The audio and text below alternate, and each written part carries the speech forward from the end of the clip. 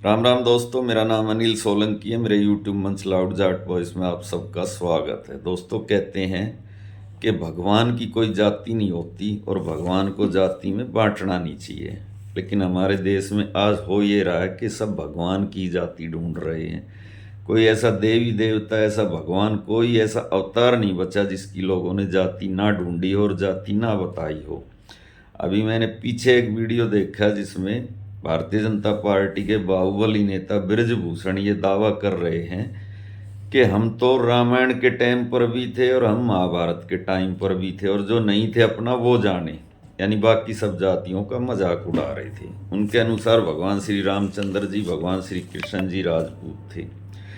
चलो, उनकी बात को फेस वैल्यू पे ले लेते हैं, लेकिन बाकी लोग नहीं थे अपना वो जाने का क्या मतलब है? रामायण में लिखा हुआ है कि भगवान श्री रामचंद्र जी की सेना में सारे भालू और बंदर थे, जिनको आदिवासी कहा जाता है। खैर, ये दावा और भी बढ़ चढ़ के जब किया जाता है, जब ये कहा जाता है कि सिख धर्म की स्थापना भी हमने करी, और अब बिश्नोई धर्म की स्थापना का भी दावा कर दिया रविंदर सिंह भाटी जी ने, जो कि निर्दलीय विधायक हैं। उन्होंने बिश्नोई पंथ के जो संस्थापक थे जम्बोजी महाराज को अपना भांजा बता दिया। इसके अलावा ये भी दावा किया जाता है कि भगवान बुद्ध और भगवान महावीर भी हमारी जाति के थे, और दिल्ली हमने बसाई, हरियाणा भी हमने बसाया, पंजाब भी हमने बसाया, ऐसा भी दावा किया जाता है। और राजस्थान को तो कहा ही जाता है कि वो तो था ही हमारा राजपूताना। तो इन सब दावों की अगर गहराई से इसका विश्लेषण किया जाए तो शुरुआत करते हैं।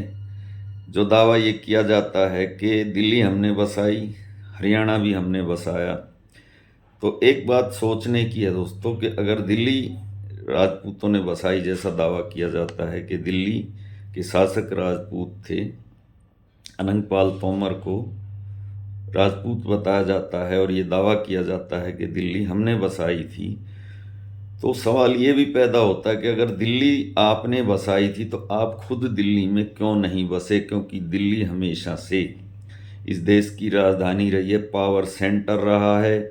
जब से भारत का इतिहास लिखा गया, महाभारत काल में भी ये राजधानी होती थी, हस्तिनापुर इसका नाम होता था। उसके बाद में जितने भी मुसलमान राजा शासक आए, उनके सब के टाइम में यही राजधानी रही, फिर अंग्रेज़ों के टाइम में भी, और जब देश आज़ाद हुआ तो भी यही राजधानी रही। तो एक सवाल ये पैदा होता है कि जब यहाँ पर राजपूतों ने इस दिल्ली शहर को बसाया, अनंगपाल तोमर को जैसा दावा किया जाता है कि वो राजपूत थे, तो राजपूत यहाँ खुद क्यों नहीं बसे? इस दिल्ली शहर के अंदर जो 365 गांव हैं, जो यहाँ के नेटिव हैं, मूल निवासी हैं, उसमें से 220 गांव जाटों के और 80 गांव गुजरों के हैं, यानी 365 में से 300 गांव तो इन दो जातियों के हैं, और बाकी 65 जो गांव बचते हैं उसमें बाकी और जातियां हैं। उसके अंदर त्यागी हैं, यादव हैं, उसके अंदर ब्राह्मणों के गांव हैं, उसके अंदर एक रया जाति होती है, दिल्ली में रवे बोलते हैं, उनके गांव हैं। और राजपूतों की जहाँ तक बात की जाए तो राजपूतों के पूरी दिल्ली में 10 गांव भी नहीं हैं। तो जो जाति के लोग किसी शहर को बसाएंगे वो खुद उस शहर में नहीं बसेंगे, ऐसा कैसे हो सकता है? यही दावा हरियाणा के बारे में भी किया जाता है। जो हरियाणा का एक बहुत ही बड़बोला आदमी है, ओकेंद्र राणा फ्रॉम हरियाणा, वो अक्सर ये बात कहता है, भड़काऊ बातें कहता है कि हरियाणा तो राजपूतों का है, जाटों का यहाँ था क्या? जाटों के पास जो ज़मीन है वो तो रांगड़ों की है।